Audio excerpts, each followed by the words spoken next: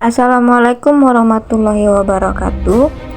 Perkenalkan, nama saya Eka Putri dengan NIM 4012211017 dalam mata kuliah Hukum Humaniter mengenai konflik bersenjata di Yaman pada tahun 2014. Konflik di Yaman sejak tahun 2014 merupakan salah satu tragedi kemanusiaan yang paling kompleks di dunia. Konflik ini melibatkan banyak aktor, termasuk pemerintah Yaman, kelompok Houthi, dan koalisi yang dipimpin oleh Arab Saudi. Serangan udara yang dilakukan oleh koalisi telah memicu perhatian global karena dampaknya terhadap penduduk sipil, infrastruktur vital, dan pelanggaran hukum humaniter internasional. Hukum humaniter internasional dirancang untuk melindungi mereka yang tidak terlibat dalam konflik, termasuk penduduk sipil, tenaga medis, dan fasilitas publik seperti rumah sakit dan sekolah. Dalam konteks konflik di Yaman, serangan udara oleh koalisi seringkali memunculkan pertanyaan tentang kepatuhan terhadap prinsip-prinsip dasar hukum humaniter, yaitu terdapat pada pembedaan, proporsionalitas, dan kehati-hatian. Prinsip pembedaan yang mengharuskan pihak yang berkonflik untuk membedakan antara target militer dan penduduk sipil. Namun, laporan dari berbagai organisasi internasional yang menunjukkan adanya serangan terhadap pasar, pemukiman penduduk, dan fasilitas kesehatan. Hal ini menimbulkan dugaan bahwa prinsip ini sering diabaikan. Serangan-serangan tersebut tidak hanya menyebabkan hilangnya nyawa, tetapi juga menciptakan rasa ketidaknyamanan yang mendalam di kalangan masyarakat sipil. Prinsip proporsionalitas yang mengatur agar serangan yang dilakukan tidak menyebabkan kerusakan yang berlebihan dibandingkan keuntungan militer yang diharapkan. Banyaknya korban jiwa dan kerusakan infrastruktur di Yaman yang menunjukkan bahwa prinsip ini sering tidak diterapkan dengan benar. Dampak dari serangan-serangan tersebut yang meluas termasuk kelaparan, perpindahan paksa, dan krisis kesehatan yang semakin parah. Prinsip kehati-hatian menuntut pihak-pihak yang berkonflik untuk mengambil langkah-langkah maksimal guna untuk menghindari atau meminimalkan kerugian bagi penduduk sipil. Dalam banyak kasus, tidak adanya peringatan yang memadai sebelum serangan dilakukan menunjukkan kelalaian dalam menerapkan prinsip ini. Selain itu, penggunaan senjata yang tidak presisi seperti bom kluster semakin memperparah situasi.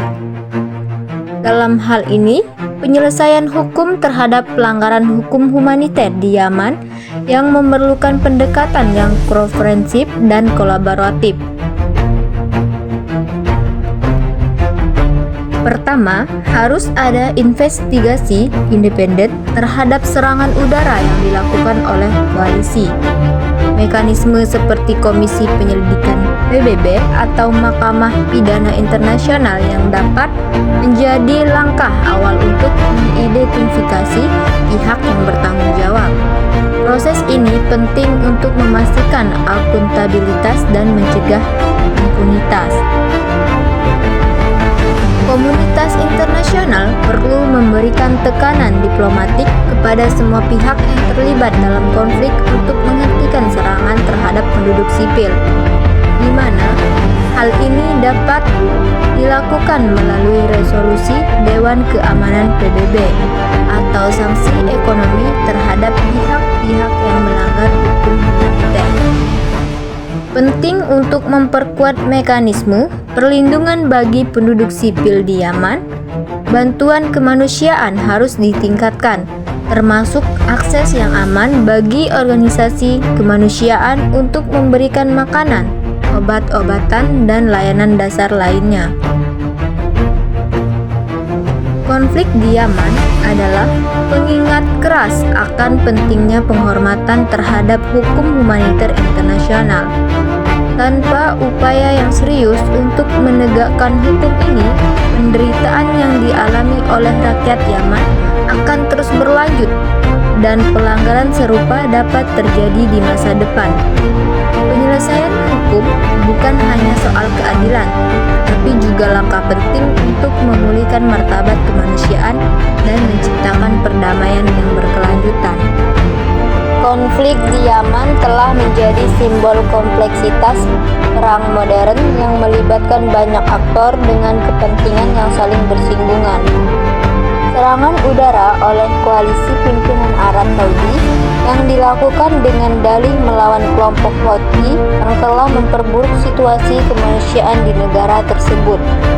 Ketidakpatuhan terhadap hukum humaniter internasional menjadi salah satu masalah utama dalam konflik ini, yang menimbulkan dampak luas terhadap penduduk sipil, infrastruktur, dan stabilitas wilayah. Pelanggaran hukum humaniter yang terjadi di Yaman sebagian besar berkaitan dengan kegagalan pihak-pihak yang berkonflik untuk mematuhi prinsip-prinsip yang mendasar terhadap pembedaan, proporsionalitas, dan kehati-hatian. Prinsip pembedaan yang mewajibkan para pihak untuk membedakan target militer yang sah dari penduduk sipil atau infrastruktur sipil. Namun, berbagai serangan udara justru menghantam rumah sakit, sekolah, pasar, dan pemukiman warga. Serangan semacam ini menunjukkan bahwa penduduk sipil telah menjadi korban utama dalam konflik ini, baik karena kelalaian maupun tindakan yang disengaja. Prinsip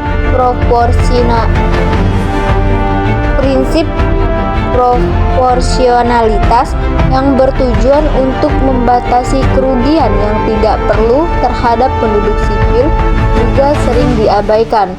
Serangan udara yang mengakibatkan kerusakan luas terhadap infrastruktur vital tidak sebanding dengan keuntungan militer yang diharapkan. Misalnya, pengeboman terhadap jalan utama atau pelabuhan tidak hanya menghancurkan fasilitas, tetapi juga menghambat masuknya bantuan kemanusiaan dan memperparah kelaparan dan krisis kesehatan yang sudah meluas. Prinsip kehati-hatian yang mengharuskan semua pihak dalam konflik untuk meminimalkan dampak buruk terhadap penduduk sipil seringkali tampak diabaikan dalam konflik ini. Serangan yang diluncurkan tanpa peringatan atau penggunaan senjata yang tidak presisi seperti bom cluster yang menunjukkan kurangnya komitmen terhadap perlindungan warga sipil. Hal ini tidak hanya melanggar hukum internasional, tetapi juga memperburuk penderitaan terhadap masyarakat yang sudah terjebak di dalam konflik ini. Krisis kemanusiaan yang diakibatkan oleh konflik di Yaman adalah salah satu yang terburuk di dunia. Jutaan orang telah kehilangan akses kebutuhan dasar seperti makanan, air bersih, dan layanan kesehatan. Anak-anak yang menjadi korban paling rentan dengan angka malnutrisi akut yang sangat tinggi. Sementara ribuan lainnya kehilangan kesempatan untuk mendapatkan pendidikan akibat kehancuran sekolah-sekolah.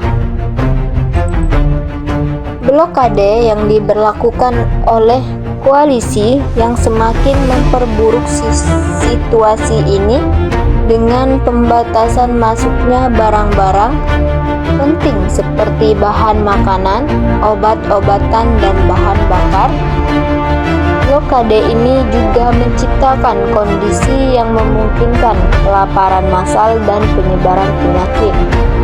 Krisis kesehatan di Yaman juga sangat parah, dengan sistem kesehatan yang runtuh akibat pengeboman terhadap fasilitas kesehatan dan kurangnya pasokan medis. Penyakit seperti kolera dan campak yang menyebar dengan cepat memperburuk situasi masyarakat yang sudah terisolasi dan kekurangan akses ke perawatan. Selain itu, konflik ini telah menyebabkan perpindahan besar-besaran penduduk, di mana jutaan orang terpaksa meninggalkan rumah mereka yang menjadi pengungsi di dalam negeri atau melarikan diri ke negara tetangga. Mereka yang mengungsi seringkali hidup dalam kondisi yang sangat tidak layak, tanpa akses yang memadai ke air bersih, makanan, atau tempat tinggal yang sudah aman. Kondisi ini menciptakan trauma yang mendalam, terutama bagi anak-anak yang tumbuh dalam lingkungan penuh kekerasan dan kehilangan. Bagaimana tantangan dalam penegakan hukum terhadap humaniter, di mana upaya untuk menegakkan hukum humaniter di Yaman menghadapi berbagai tantangan. Salah satunya adalah kurangnya mekanisme yang efektif untuk menyelidiki pelanggaran dan menuntut mereka yang bertanggung jawab. Meskipun ada laporan dari organisasi internasional dan hak asasi manusia tentang pelanggaran hukum terhadap humaniter, di mana proses akuntabilitas seringkali terhambat oleh kepentingan politik dan kurangnya dukungan dari komunitas internasional. Selain itu, ada tantangan dalam mengakses daerah-daerah yang dilanda konflik untuk mengumpulkan bukti dan memberikan bantuan. Ketidakamanan di lapangan ditambah dengan pembatasan akses oleh pihak yang beritikai, yang membuat sulit bagi organisasi kemanusiaan dan penyelidik independen untuk melakukan tugas mereka. Kurangnya koordinasi antara aktor internasional juga menghambat upaya untuk mendorong penghormatan terhadap hukum humaniter. Tantangan lain ialah minimnya tekanan diplomatik yang signifikan terhadap pihak-pihak yang terlibat dalam konflik. Koalisi pimpinan Arab Saudi yang telah menerima kritik internasional, tetapi respon globalnya seringkali terpecah karena hubungan politik dan ekonomi, di mana dengan negara anggota koalisi. Situasi ini menciptakan impunitas yang memungkinkan pelanggaran hukum terhadap humaniter terus berlangsung tanpa konsekuensi yang berarti. Mengatasi pelanggaran hukum humaniter di Yaman memerlukan pendekatan yang holistik dan kolaboratif dari komunitas internasional. Salah satu langkah penting adalah melakukan investigasi independen terhadap serangan yang melanggar hukum humaniter, di mana badan-badan internasional seperti PBB atau Mahkamah Pidana Internasional dapat memainkan peran penting dalam menyelidiki pelanggaran ini dan memastikan bahwa mereka yang bertanggung jawab dibawa ke pengadilan. Transparansi dan keadilan dalam proses ini sangat penting untuk memberikan kepercayaan kepada para korban dan mencegah impunitas. Tekanan diplomatik terhadap pihak-pihak yang berkonflik juga harus ditingkatkan, di mana resolusi Dewan Keamanan PBB dapat digunakan untuk mendesak penghormatan terhadap hukum humaniter dan mendorong penghentian serangan terhadap penduduk sipil. Selain itu, sanksi internasional dapat diberlakukan terhadap mereka yang secara sistematis melanggar hukum humaniter, memberikan insentif bagi pihak-pihak yang berkonflik untuk mengubah pendekatan mereka. Peningkatan bantuan kemanusiaan juga merupakan langkah penting untuk meringankan penderitaan penduduk Yaman, di mana organisasi kemanusiaan perlu diberikan akses yang aman ke semua wilayah yang terkena dampak konflik untuk memberikan makanan, obat-obatan, dan perlindungan. Langkah ini memerlukan kerjasama dari semua pihak yang berkonflik untuk membuka jalur akses kemanusiaan tanpa hambatan.